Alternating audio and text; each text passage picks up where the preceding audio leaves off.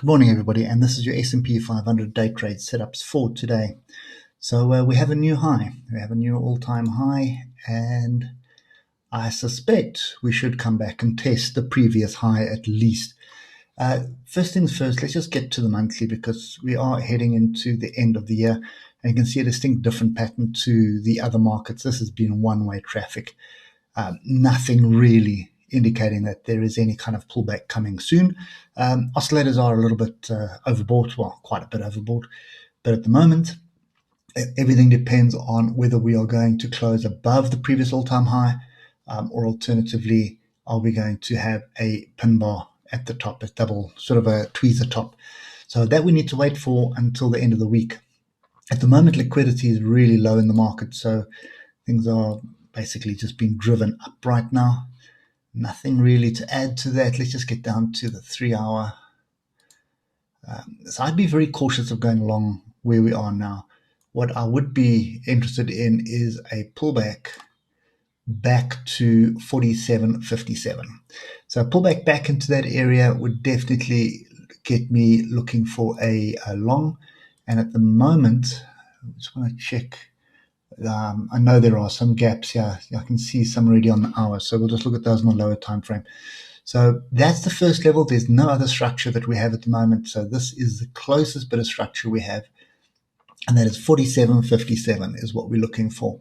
Let's just get down to 15 minutes just to have a look. Yeah, I thought so. So you can see there are gaps all the way down. Look there. There's one. There's two. There's three. That one's closed already. You probably find there's some minor gaps in here. That looks like another one. That's four. There's five at six. So, and by the looks of things, that's also a gap down there. So there are gaps in the holiday session as well. Yeah. So I'd be very cautious, guys. I really would be cautious going long up here. I'd be looking for a pullback, and I can see these gaps here. So I'd actually have a second 15-minute level, which would be down here, and that would be 47.46. And I'd actually just still come to the hour as well to have a look. So basically look at that. 47.44 would be a half decent area. So pull back into between 47.57 and 47.44, and we see some structure on there.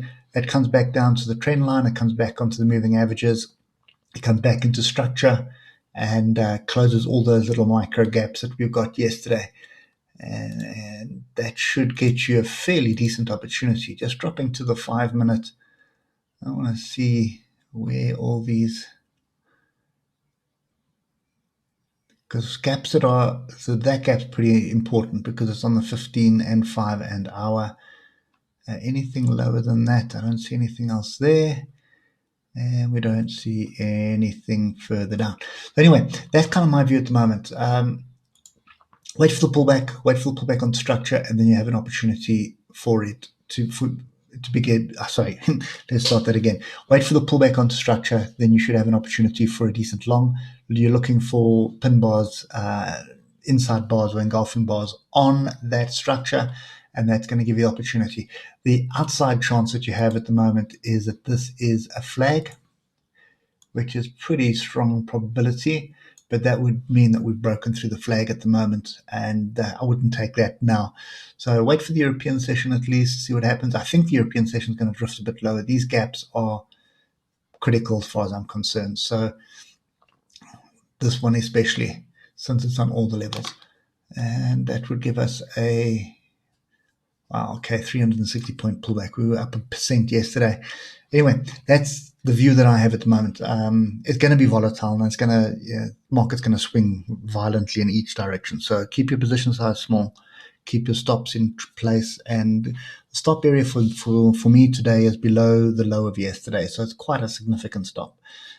It's from where we are now, it's almost 500 points. So obviously you want to pull back on the structure to reduce your risk, and then you can have your stop lower down.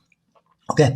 Anyway, that's kind of my view this morning. Hope it helps you, and we'll catch up with you tomorrow morning. Cheers for now.